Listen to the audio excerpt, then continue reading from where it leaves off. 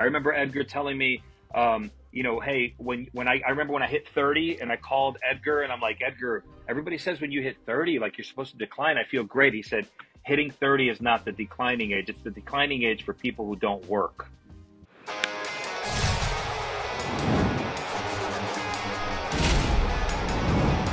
From the EQC studio, welcome to The Top Step with Ryan Rowland-Smith. How we going, mates? Welcome back to another episode of The Top Step. My name is Ryan Rowland-Smith. We're inside the EQC studios. Great episode for you this week. Mariners legend, one of my favorite teammates of all time, Raul Ibanez, is going to be joining me right after the break. He was, by the way, a big part of Major League Baseball's changing of the rules, the pitch clock, shifts, all that. I can't wait to ask him about that. Also some things with the pitching I'm seeing. But he's now with the LA Dodgers. What can the Mariners learn from the Los Angeles Dodgers' success? Yes, I get it. They spend a bunch of money and all that. But I'm talking about from a hitting philosophy standpoint, the way they develop, everything else. I want to ask him about Edgar Martinez, one of his teammates as well. So we're going to get into all that. It's coming up right after the break. Before we do, remember, September 16th, we're going to be at the Emerald Queen Casino at the EQC Sportsbook. I'm going to have Aaron Goldsmith, the voice of the Mariners, and also Brad Adam from Root Sports. They're going to be joining me. It's going to be a lot of fun. We're going to have a blast. We're going to be there September 16th around 11 a.m., so come say hi if you can make it. But it's going to be a lot of fun. Make sure you go to YouTube. This show, I plan on continuing it throughout the playoffs and into the off season. So we're going to have a bunch of cool stuff, maybe some live streams over at YouTube. So go subscribe. Go be a part of the Top Step community. All right, so I did bring up Edgar Martinez's name. Now, we did talk about Dan Wilson last week, but Edgar, let's put him into the top trend.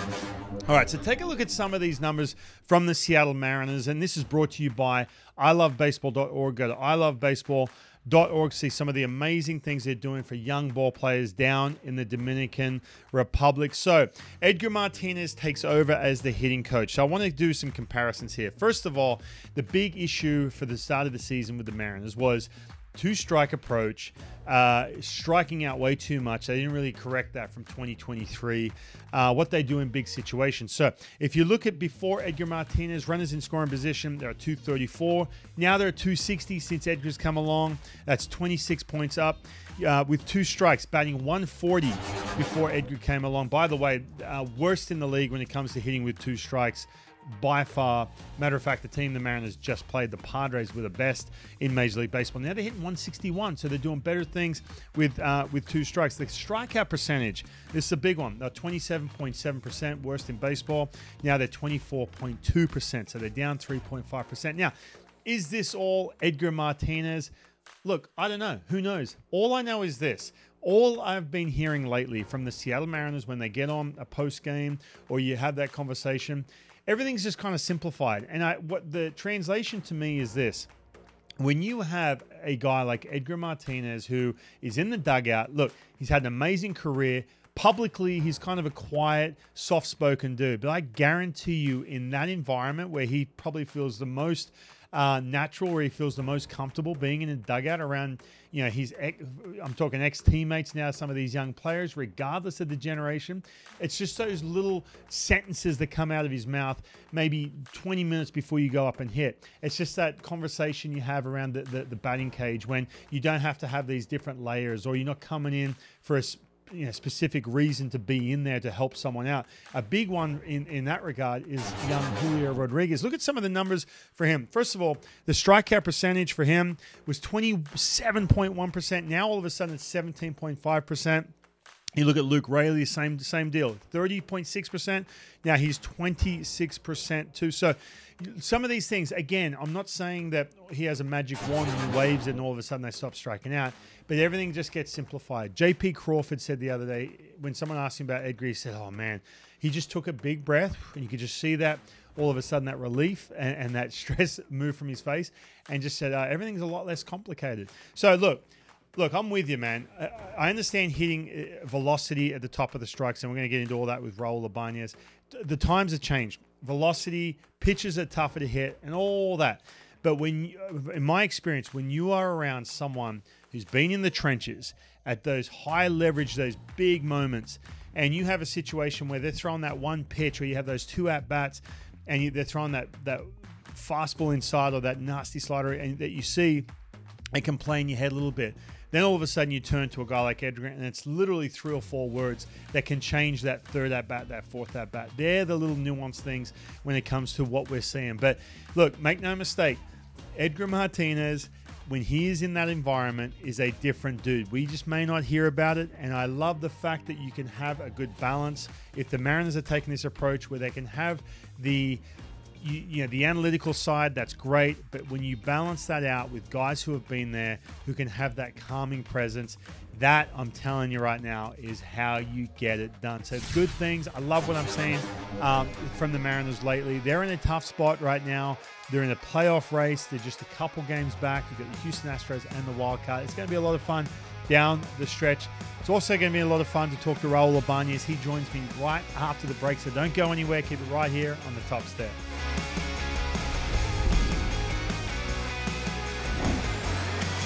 Here's what's happening at Emerald Queen Casino this week. Wednesdays in September, it's top-tier hot seats. Play with your card for a chance to win $1,000. Added bonus for MVP and Crown Jewel members. Each day in September, play and earn 2 times power points on slots and table games. Football fans, it's time for Pick'em Sundays with weekly prizes. First place each week wins $2,000 cash. Gotta be here for it. Emerald Queen Casino, the entertainment capital of the Northwest. 21 and over. Need gambling help? Visit emeraldqueen.com. All right, welcome back to the Top Step. Welcome back to the Emerald Queen Casino studio, and welcome to the Juan Seltzer interview. I have got a very special guest, one of my favorite, most impactful teammates of all time. I don't know if he knows that or not, but I've got Raul Ibanez joining me. Raul, how you doing, mate?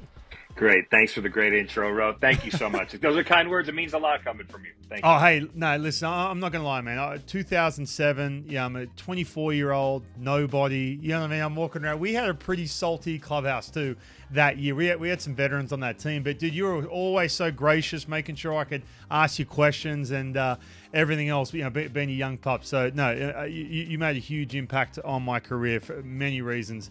But, hey, I want to get into a few things. In regards to the game, in regards to, what you're seeing around the league, you had a big impact, obviously, and a big role in changing some of the rules the last couple of years. But before we do that, right before you jumped on, I did reference the fact that, dude, you had a crazy good career. I mean, 19 seasons in the big leagues. And, Raul, I don't even know if you know this, mate, but you are 156th all-time in the home run on the home run leaderboard. Do you know that? I don't know. I did not know that. Thanks. Yeah, thank you for the kind words. I did not know that. No. Well, I mean, that's big time because, I mean, look, it wasn't like you were, one of these guys that, when you're talking about hitting 40 plus every single year, I mean, you weren't really considered to be like a home run hitter, right? Yeah, I think early on, I mean, the thing I'm most proud of, bro, is that, it didn't come easy for me. I know that you battled too, and finding success despite the failures and the setbacks. But the thing I'm most proud of is the longevity. I called it more of a fungus type career. It was just hard to kill. It just kept coming back. But thank you. Thanks for the kind words. Because I remember some of the early conversations we had. I remember, because it took me 6.5 years to get out of the minor leagues and get a chance in the big leagues. 24 years old. And, I broke on through and I'm looking around going, man, there's a bunch of studs up here. But I remember one of the early conversations, you kind of had a similar path too. And, the first couple of years, you were sort of bouncing back and forth, trying to stick around in the big leagues. I mean, do you remember those times or, 19 years post after that, you're basically just thinking of some of the good times? Or do you go back to some of those times? I'm so thankful for those times. I'm so thankful for the struggle. I can still feel the pain and the agony of some of the up and down, some of the heartache, and the pain and the failure. But that really is what makes you who you are. I actually am thankful for those setbacks and for all the failure because it drove me to sometimes insane extremes in the weight room, in the gym, hiring different hitting coaches, exploring, biomechanics, exploring nutrition. It really drove me to that extent because I never wanted to feel that type of failure again. And it is a game of adjustments. It is, I think, over time, what you really get good at is bouncing back from setbacks. And I think that becomes your superpower if you play the game long enough.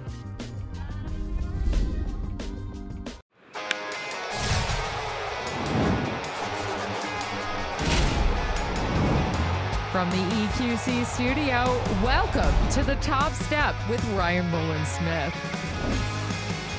I want to dive into the last couple of years. You've been busy, and I'd have these Zoom meetings with MLB, and there's Raul Ibanez, and sometimes I'm trying to be serious, listen, but look, we're teammates, and I know how you are and everything else. But listen, man, you were very instrumental in some of these drastic rule changes. Talk me through the process of that in regards to, was it a stressful one? Was it, enjoyable, going around and figuring out the best way to make these rules come into place? Yeah, it was all of those things. It was stressful, it was enjoyable, it was stimulating. It was done, I can tell you, Ro, that it was done out of pure love for the game, for the great game. And the intent of the rule changes was not to change the game, but more to change the game back and giving the fans back what they really wanted, what they had asked. There was a lot of polling and fan surveying done. And the things that they loved most about the game was action, more stolen bases, more balls in play. And the things that they hated was dead time, walks, strikeouts, and mound visits and stuff like that. So really the intent of the rules was to shift the game back to what the fans really wanted. And the process was applying a scientific method. I mean, Mr. Stanton in Seattle was heavily involved in the rules committee. I was a part of that process as well. And everybody on that rules committee, from owners, players, people from the commissioner's office, everybody, Theo Epstein was instrumental as well, Morgan Sword and Michael Hill and the commissioner. Everybody that was on those committees had the best interest of the game at heart, with no dog in the race. Not really caring about who wins and who loses, but how do we maintain the integrity of our great game and continue moving it in the forward in the progressive direction. Was there anything in that process that was like that could have happened that was just like, oh man, like anything drastic that would that was kind of going that direction, and all of a sudden everyone said, no, we can't do this because of that reason, because of the integrity of the game? Yeah, there was a lot of conversations of a lot of different things, and a lot of those things did not make it through. And quite frankly, thankfully, a lot of those things did not make it through. But the entire process was a lot of testing. I think it was 1,400 games total, a lot of testing, a lot of data tracking, and actually, when I went and sat in Rancho Cucamonga, I went to see the pitch clock for the first time. And I sat there, and, after about 3 innings, I just thought, gosh, this reminds me of the game that I grew up watching. I grew up a George Brett, Pete Rose fan. Grew up in watching that era of baseball. Really, was 70s and the 80s was when baseball was the biggest game on the planet. It was the most popular sport in the world. And that's what it reminded me of. And I thought immediately, we have to bring this to the big leagues. Now, we do all the data tracking, you do all the research, you watch a bunch of these games, you think it's the right thing, and you ask me a question if it was stressful. 3 days before, I didn't sleep for 3 nights, easily 3 nights. Wow. It might have been 5, because you think, we believe this is the right thing. All the data says it's the right thing, but is it the right thing? Are we changing the direction of the game? And thankfully, the rule changes proved to be something that the fans really, it resonated with the fans. From where you stand, I don't want you to give all the Dodgers secrets away from hitting philosophy or anything, of course, but when you look at a team like the Mariners and you're in a front office like the LA Dodgers, what are some things, especially when you're talking about developing young players, to give them some sort of roadmap in regards to, this is how we do things at the Dodgers, or something that the Mariners can learn? Because people ask me all the time, going into 2025, like, how do you fix it? And from you, I mean, look, you've had such a good career. You've been around some mentors of yours. You've been around a ton of analytic people. But what would you say in regards to, how is it from a situation, how do you put in place some kind of philosophy in regards to the hitting to fix some of the issues, especially the Mariners have? Because there's too much talent there. There really is. That's a really great question, and I think if we could come up with the real, like an answer and bottle it, we'd do really well with that bottle, selling it all over the world. Well, the Dodgers have some bottle of it somewhere. I mean, I think that we've done a really good job. There's always opportunities to get better. I do think it's a collaborative effort, and trying a multidisciplinary approach for sure, and of course using the newest technique, the newest technical, not just the data, but also technology, But at the same time, I do think that there's a tremendous amount of value in the wisdom of an Edgar Martinez and this, simplistic approach to hitting of Paul Molitor or a Derek Jeter. And I think it's being able to, whoever can unify those two disciplines or this multidisciplinary approach is going to do very well. I mean, ultimately, I was fortunate and blessed to have come up with Edgar Martinez and learned from Edgar Martinez and Ken Griffey Jr. and, A-Rod was there and, John Olerud later on. And when you look at, when you listen to the approaches across the game throughout the last decades of the guys today and the guys then who were, dominating and doing really well as hitters. And I think there are some similarities that emerge. And I do think that the best way to approach hitting a baseball is coming from the inside, staying inside the baseball and spraying line drives to the big part of the field, allowing line drives and doubles to carry into the gaps and over the fence. And not seeking power and definitely not seeking pull side power. And I don't think that has changed. I think if you go from, the George Brett generation to today, the guys who are still doing very well are dominating the strike zone and hitting balls with from approaching the baseball from inside the ball to the big part of the field. And one thing that you do have to do in today's world is you do have to be able to hit velocity while also, in the back of your mind, understanding that they're throwing fastball usage is at an all-time low while velocity is at an all-time high. Right. So it's certainly gotten tougher. The data's better. Scouting reports are better.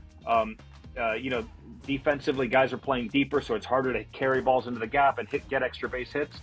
All of those things are true, but as a hitter, you're on an island, and I would say approach the baseball from inside, staying inside the ball, and using the big part of the field, staying on the fastball is still probably the most effective way to combat all of these changes.